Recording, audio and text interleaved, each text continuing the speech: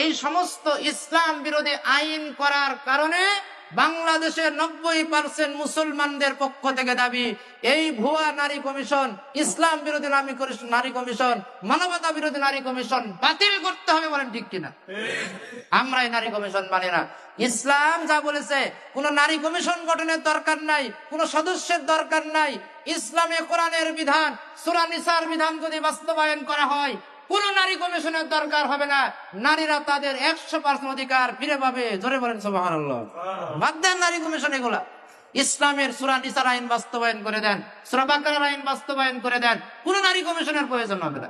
ইসলামের মুসলমানদের ঘাড়ে বসে বসে আপনারা এগুলা করবেন, বাংলার মুসলমান মেনে নেবে না। বাংলাদেশের প্রত্যেকটি মুসলমান ইমানে যারা এইভাবে আঘাত দিয়েছে, আমরা সচেতন হব। আগামী দিনে আমরা এদের বিরুদ্ধে অবস্থান নিব। প্রয়োজনে অনতিবিলম্বে যদি নারী কমিশন বাতিল করে ইসলাম বিরোধী আইন যদি বাস্তবায়ন করা হয়, বাংলার মুসলমানেরা শাহজালাল উত্তরসূরি হয়ে তিতুমিরের মাসের কেল্লার মতো রাস্তা অবরোধ করে এই নারী কমিশন বাতিল করবে ইনশাআল্লাহ। ইনশাআল্লাহ আল্লাহ আমাদের সেই তৌফিক দান করুন, আল্লাহুম্মা আমিন। ইসলামের বিরুদ্ধে আমরা কোনো আঘাত মেনে নিব না। আমাদেরকে আঘাত করো, হত্যা করো, শহীদ করে দাও, দ্বীন ইসলামের উপর ফুলের আঘাত আমরা আসতে দিব না মুসলমান জাতি। বলেন ইনশাআল্লাহ।